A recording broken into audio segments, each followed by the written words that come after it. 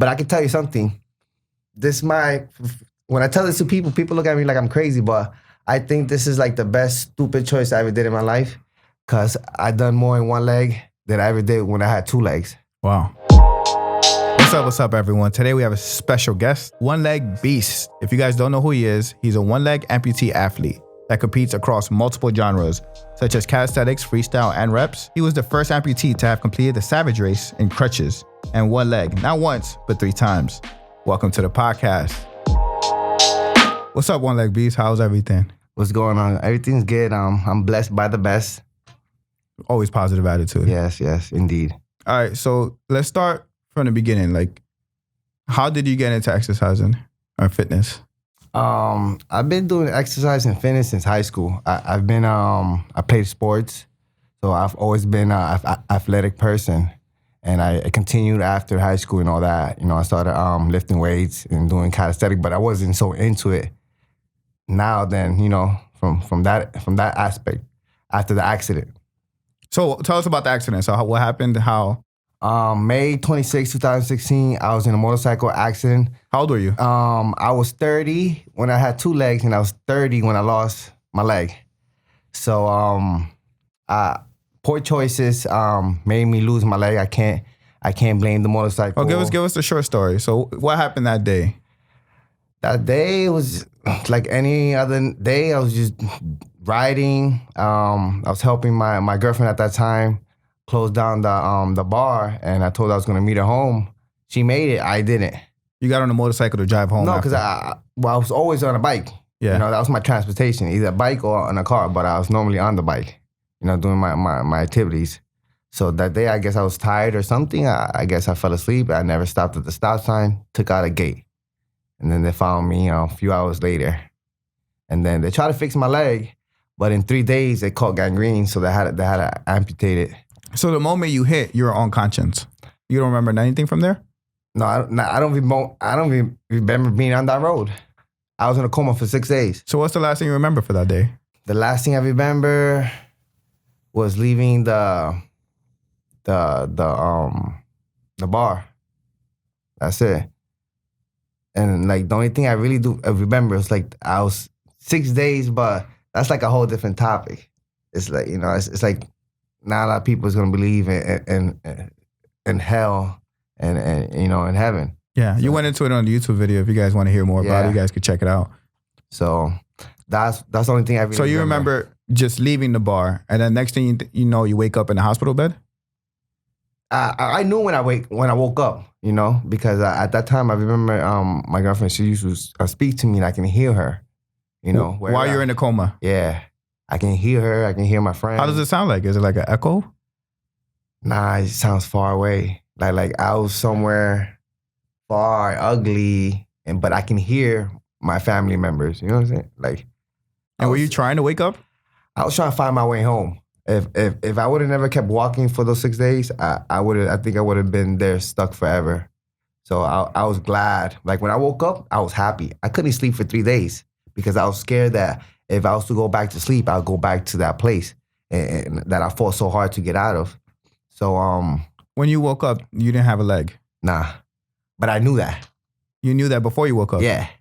So it wasn't like, oh man, I don't got a leg. I was like, oh no. I was like, when I woke up, I was happy. I seen my friend and my cousin. I lifted up the leg that I didn't have. I'm like, man, I fucked up. Like that? Yeah, I fucked up. I lost my leg. I fucked up because I already knew I didn't have a leg. You know? So, but I was happy. How did you know that? Because she told me when I was in the coma. Got it. She's like, if you ever wake up or when you do wake up, just know that you was in a motorcycle accident and you lost your leg. So like, I already knew when I was in that place, dark place, I knew I wasn't home. I knew I was in a place that I didn't want to be. So I just kept walking until I found my way home. So when you wake up now, what was your first reaction? Just I was just happy to be back. Like I was just happy to see the people that I thought I would never see ever again in my life. I was grateful. You know what I mean? Whether I had no leg or a leg or however I was just happy to be back. At least, you know, because it could have been worse. You know, I could have been paralyzed. I have a friend of mine that he's paralyzed, so I can't complain. Like he was in a car accident for racing a motorcycle. Poor choices as well. And look at him now.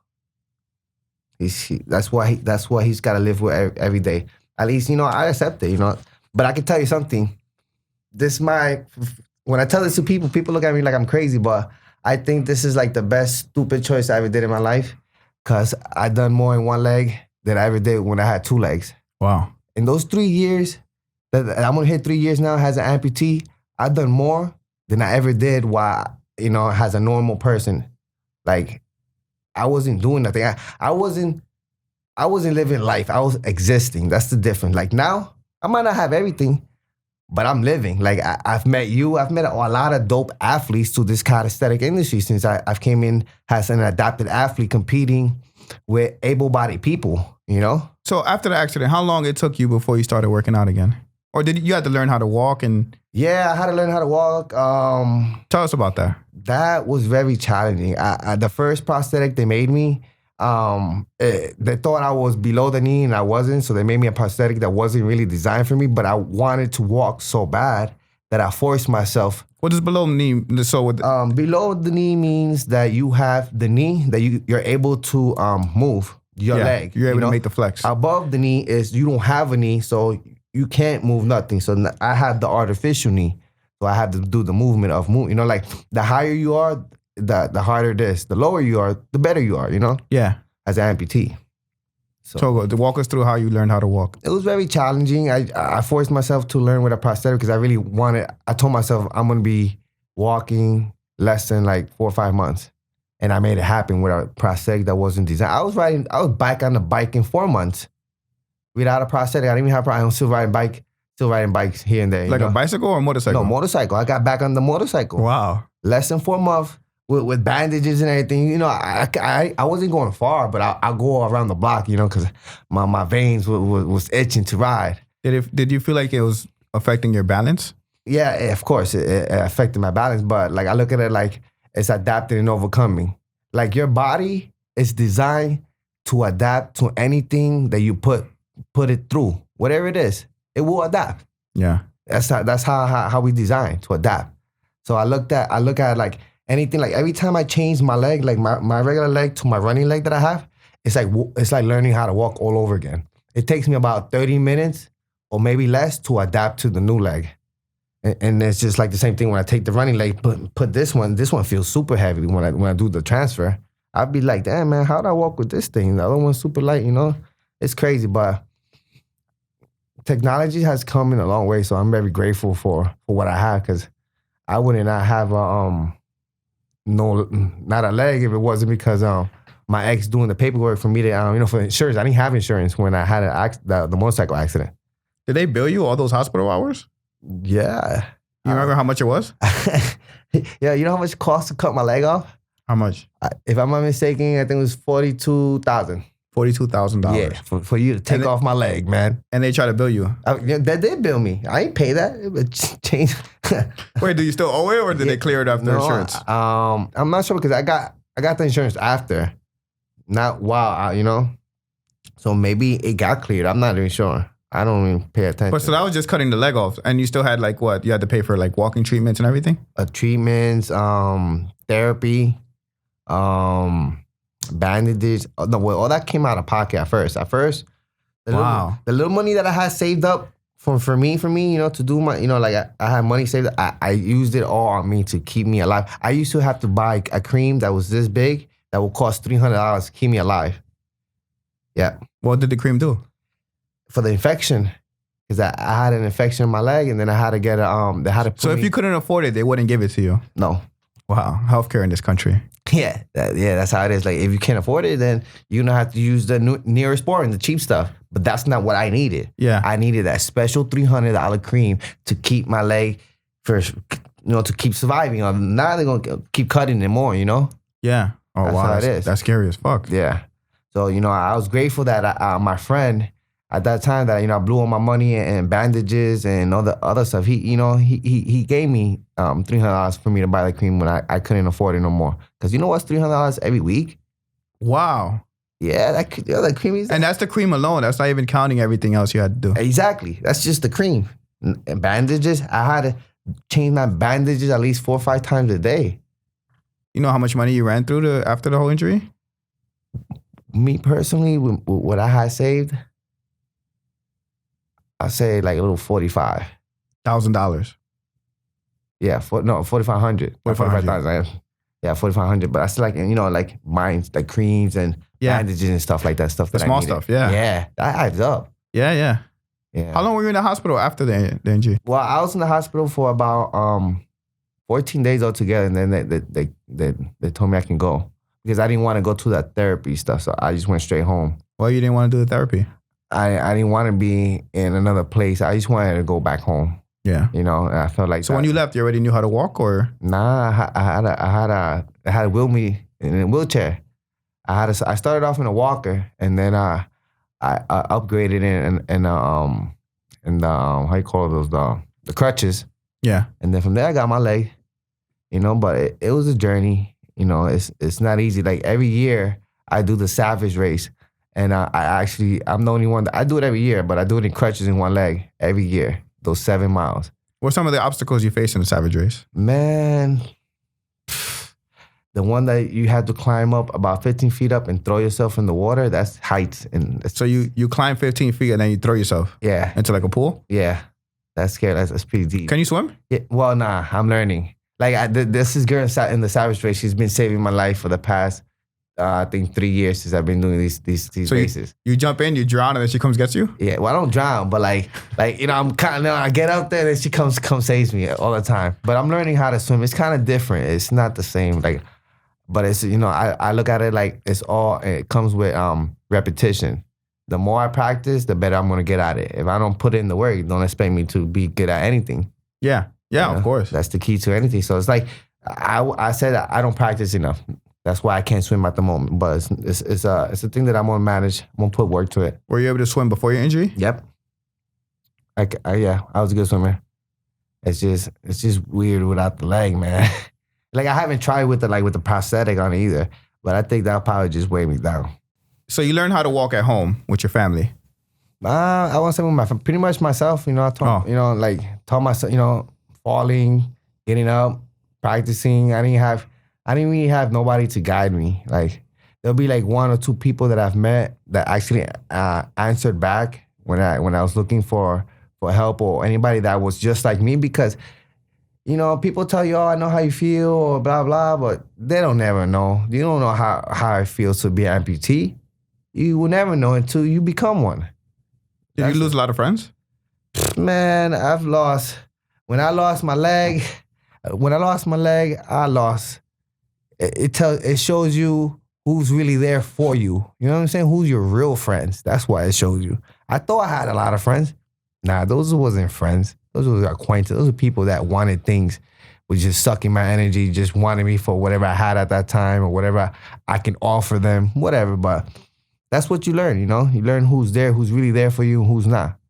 And I value that because my friend circles, it's not even that big. If I consider you a friend, just know I got your back. If you really know me, I'm one of those like old school loyal, like if you look out for me, I got you.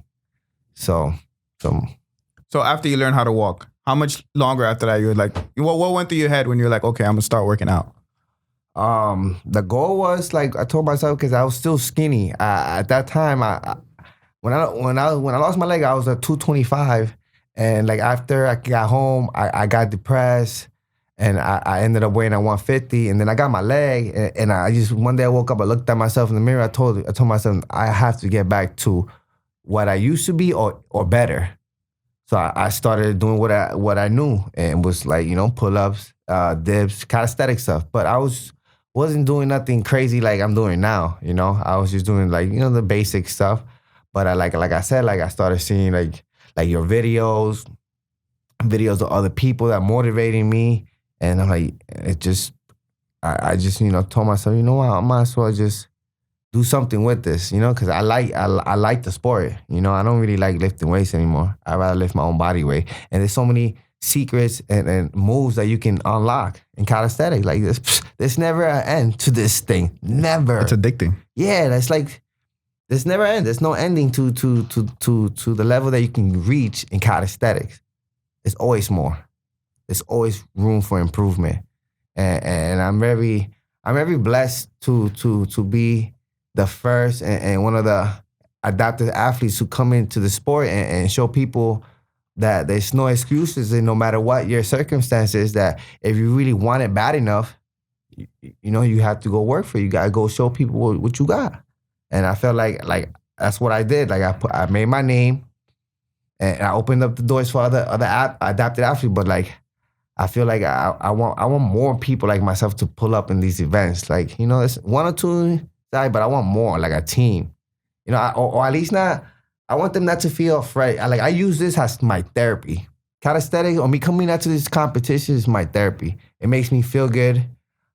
Keeps me, in stable thinking, positive, and motivated, because I like watching everybody's videos. It motivates me to level up at the end of the day. What are some of the challenges you felt through training? Some of the challenges? Yeah. Like what move might have been too hard to do or pull? Or... To be honest, one of the challenges that I can say is like when I went to your competition in Barstarzz and I wasn't able to compete. Like the first time I went, I think it was 2017. Yeah. Yeah. I wasn't able to compete in the handstand hold because I didn't know how to do a handstand. So I told myself when I get back home, I'm gonna learn. And ever since I practiced, and like 2 years later, I won't say 2 years, maybe like a year and a half later, I was able to participate in the Barstarzz handstand challenge this year that just passed. I was able to be on the wall with everybody else that I made that goal happen. I said something, told myself, and I made it happen. I said I was going to be up in the wall with Prime Time, and I was. And with everybody else with the dope athletes, That was a dope experience for me. Yeah, I was in Kissimmee one time, and I trained with you. And I remember you kicked up for a while. Like you just, every set after that, you go and kicked up into the handstand, Yeah, and that was like a random day, It wasn't nothing planned. And so you definitely worked for it. Definitely, man. And just like working on now, like on my straddle, I'm trying to learn all these other moves. If I could start like freestyle, like I started off repping, doing reps and sets. But now I'm into the freestyle. Like, the freestyle is pretty dope. I like that scene. That's awesome, yeah. Yeah. I'm a fan of both, but yeah. Like, if I had to pick, I go with the freestyle because there's a lot of things you can do, But like reps is dope too as well. But freestyle is more popular. Yeah, I've seen you do the 360 muscle up. How was that? It was. I still got more practice to do it because I feel like it's still like the beginners. But something is better than nothing. It's just it's hard to practice because there's not a lot of good bars out there in my area. Like you remember seeing. Like I only took you to like I think one. Yeah, they're very tight. Yeah, so it's like, and there's no like cushion under, right? If you hit the floor, it hurts. So it's like I don't want to. You ever had a bad spill? At the gym. Not at the bars outside, but like at the gym, I fell and hurt my ankle and wrist a few times trying to do these handstands. Like I hurt myself a few times trying to learn. You were doing it off the floor or elevated, I imagine? I was doing like I was into a handstand press with the parallettes. Yeah. And stuff and on some like box, but there was like the cushy one, wasn't the strong one, so it's like it wasn't stable. So, but learn some. That's the only way you get better. You have to fail. Without failure, you can't succeed in anything. Like not only in sports, but that's in your life in general. So I know you told me you wanted to start racing. And when I met you, at some point you couldn't get the leg you needed to race. Tell us about that. Like what made you want to start racing, and how was the process of getting that leg? Yeah, I remember who else I told about my the racing leg I want. It was from it was Red. I remember it was Red and what's the other guy's name from the Pub J? Keith, yes, because I used to tell him about I want to run, because that's the only thing, like if you would ask me something that I wasn't able to do at that time in my life, it was running. That's the only thing that I couldn't do. I couldn't run. So like one of my goals was to find a way to get this running leg, and I made it happen. I felt like I manifested it, and I was able to get this because my insurance didn't cover the leg. Like my leg lady did some magic, hooked it up, whatever. Probably could have got fired, but blessed me with his $30,000 running leg. I'm very blessed. $30,000. Yeah. Can you believe that? Like for me to run again, like if I didn't have insurance, I would have to pay cash 30 racks if I want to run again. Yeah. If not, then suit yourself. So I was blessed, and then ever since I done her husband sponsored me to do the Endeavor Games, so I was able to do the track and field. What is that? The Endeavor Games is it's where you compete, but it's all the athletes are adapted athletes that go there to compete in the Endeavor Games. They also have the Los Angeles Games. They have that once a year. What makes someone an adaptive athlete? Must have a disability to be an adapted athlete. It has to be physical? I don't think so. I don't have to, because the adapted athletes, that wasn't always physical. Sometimes it was like mental. Yeah. But everybody, some sort of athlete. You got to adapt to whatever you got. However you got to live. Got it. So, but that's what I got planning for this year. Go back to there, but I'm trying to work on the 2020 Paralympic Games. That I have the opportunity. That's huge. To maybe try out for the USA the Paralympics team. What sport would you track? The 100 meters. Like, you know how I'm always racing here, all these people after the gym, when I come out here with I got my running leg. I'm always racing somebody. Somebody's always got to give me a race, because that's the only way I'm gonna get better. I feel racing people that are able, and I've been able-bodied people, and I've lost multiple. Prime beat me in a race. You know what I'm saying? When did you guys race? We raced in Cali. He beat me. He smoked me. And where else you beat me at? In Jersey. He beat me he probably gave me a race today, but yeah, he's beating me. I got 0 wins with him. But, I got a couple of wins in other places, You got a track that you go train at? There's a track by my crib, probably like maybe 15, 20 minutes away. So I've actually started training, running. Like right now, I'm actually running a mile and without stopping in 14:60. And that it probably sucks for an average person, because you're not supposed to be doing that amount. But for me, that's amazing. Like, I'm happy. Well, I'm not happy because I know I can do better. But for starting to run, because it sucks, man. It's so hard to try to just run long distance and not stop. The leg weighs so, it's just difficult. But I try to focus and push through it and just try to callous my mind for I don't feel that pain or whatever it is that's trying to make me stop or quit. It's all in the mind. It's all in the mindset.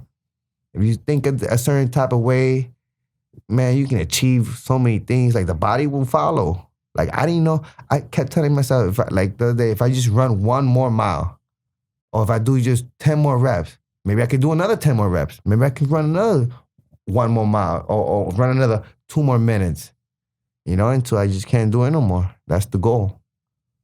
Yeah, if you're listening, don't sleep on One Leg Beats. He beat me on burpees hard. I forgot what the challenge was, but you had me doing some burpees, and I was toasted. Yeah, and you finished a little good time before me. You had to wait for me. You know what I've learned? To start doing the things that I don't like. That's what I started doing. The things that I don't like, that's what I'm gonna do. I don't like running, so guess what I'm doing now? Running. Are you doing long distance running and sprinting? Yeah, like long distance. I'm trying to do, because when I do, because I also compete in calisthenics, but I also do OCR races. Like Savage runs, Spartan runs. What does OCR stand for? Obstacle course racing. Okay, it's like Tough Mudder, Spartan race, and all those. So I run, the last race I did, it was 14 miles. That took a toll on my body, because I used your running leg. Yeah, but I effed up in the first 3 minutes because I fell and hurt my knee. So if it wasn't, what did you fall on? Just running? It was the terrain. It's different. Yeah, they do those things in the woods and shit. Yeah, man, it's crazy. You gotta try one day so you can experience. I did Rugged Maniac twice, and I had a lot of fun. But they were both very short distance right here in Brooklyn. On 5K? But that had obstacles? Yeah, they had a lot. It's actually the one that has the most obstacles at the time. That's how they advertised it. It was really fun. Did you get dirty? Yeah. Okay. But it's really fun because it was so short. I don't think I would have had fun if it was like the one you're saying. I think that the one that you would find yourself are the ones that are long, like a 7 mile, 10 mile, 14 mile. You find yourself in those miles. You see what you made out of. How long is the one you did again? The one I did, it was 14 miles, and it took me 9 hours to complete that. I finished in nighttime. 9 times. How many obstacles are in that one? That one had about 30-something obstacles. Yep. So about one every half mile? Something like that. You know, sometimes they'll spread it out a little long that you'll be like, damn, there's no obstacle. I'm here just walking or running. And there's like nothing. And then, boom, they start hitting you. Bam, bam, bam. One back to back to back.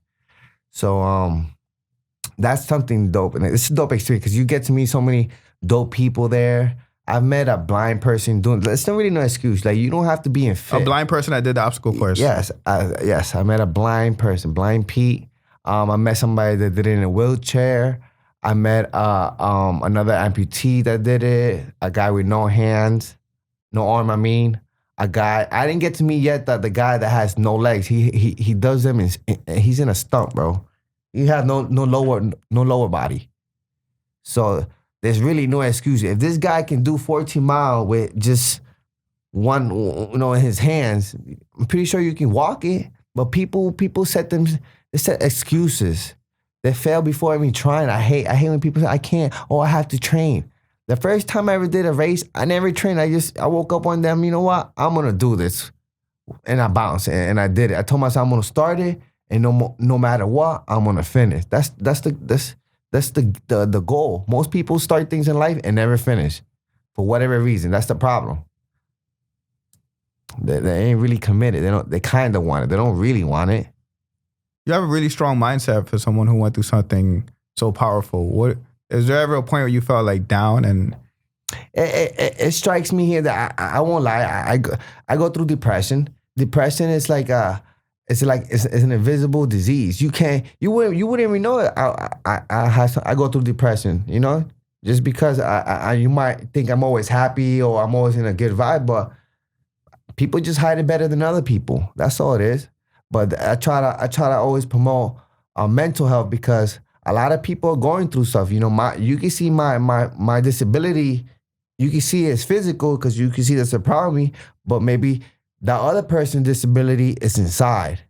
You wouldn't even know that he's fighting some demons, and then he ends up suicide. So like I always try to promote that health is wealth. Always take care of your mental first before anything. If you're not happy, you need to find yourself something that makes you happy. And a person ain't gonna make you happy. You gotta find whatever makes you happy. I believe that fully. I think investing your happiness in someone else is scary. Yeah, like they can't make you happy. Like if you don't find yourself, you ain't gonna be good for nobody. No, if you can't fix yourself, like you have to really find what you like to do. Whatever happiness, it don't have to make them happy. If it makes you happy, that's your richness. Doesn't matter if you're getting paid for it or not. If it makes you happy, bro, that's you. That's it. That's a payment in itself. Yeah. Like I feel every time that I go out and I fly out to these stuff and I meet all these dope people or I inspire somebody because they see what I'm able to do as an amputee, I feel like I did my mission. Like this is what I'm here for. Like this is my purpose to inspire and show other people what they're capable of doing. If you only push through the pain, that's it. On the other side of pain is greatness. It's a reward. It's a place that most people never get to see. You know why? Because they never want to push through that or they quit so early. You never become what you needed to become because you just stood right there. If you would have just right there to go to the finish line. Don't stop here. Stop over there. You find yourself. So I've learned a lot through all these races, these competitions. Like there's people that love you. There's people that hate you. There's people that like they don't want you walking to your blessings. That's crazy. Like I don't understand that to this day. Like I don't know why people want to hate on the next human being if he's doing something positive. You should be so busy you don't got time to hate. You know what I'm saying? Like only so many hours in a day you're gonna spend them on. It's like you live your life worrying about what the one-leg beast is doing. You know what I'm saying? Like you taking away your time from your workout, from whatever it is that you do to do some petty stuff towards me or talk about me or say something to another person to put me down. You know what I mean? But at the end of the day, people know who I am and what I bring and what I've done to the game and since I've been here. So what are some competitions you got lined up that you're competing in? Or I'll be back here in Jersey next week for the Boss Life competition. I don't think this is going to air before that. I'll be there for that. And then I'll be back for the February. I think they have the winter reps again. So I'll be back for that. And then any competition I can get, if I can step outside of the States, that's my goal. I need to go to the UK because I spoke to some of the UK guys and I've asked them, hey, do you know any adapted athletes out there by any chance, or have you ever seen any adapted athletes? They told me no. So that means I need to go there. In calisthenics, whether it's freestyle reps, they need to see somebody like me out there for you can have those adaptive athletes over there in the UK start coming out. Because I know I'm not the only one in the world that has one leg or that likes calisthenics. I'm pretty sure there's a lot of people, but you know what it is? People, they're afraid. I was once afraid to show face or come outside of the house because I had missing a leg. I feel embarrassed. I'm pretty sure they feel embarrassed or scared, whatever the case is. But sometimes you just gotta snap out of it because the life ain't gonna stop because you lost a leg. The party bus ain't gonna stop. It's gonna pass by you, and then you're gonna be old and like, damn, I should have done this, should have done that, and there you go. You missed everything in your life because you didn't do nothing. So. The goal is live life, experience, see things that you never thought you would see, and do things that make you happy. You don't have to make nobody happy but yourself. Truly, truly motivating. All right, where can people learn more about you? If there's anything you're offering out there, where can people reach you? They can find me on the gram, OneLegBeats86. Or they can find me on YouTube, OneLegBeats. As well. You can find me on the YouTube as well. You make YouTube videos? I haven't seen your channel yet. I started a small channel. I'm gonna start posting up more because I feel like maybe the stuff that I post can help the next amputee out there, because when I was looking for videos of how to run with the running leg, I didn't see a lot of videos on how to run as an amputee. It was different videos. Like, it wasn't like what I was trying to look for. So maybe I can do small videos on how I learned how to run without a coach or without therapy, just putting it on my leg and doing it. Even motivational videos, I think. You're a good motivational speaker. You get me hyped just listening to you talk. Appreciate you, man. You always get me hyped when I see you, man. It's like, it's always good vibe, man. I appreciate everything you've done for me. Like, just being there as an inspirational person, as a friend, Thank you. And then just you doing your thing, You inspire me and you inspire everybody in the world, Just keep doing your thing. Appreciate it.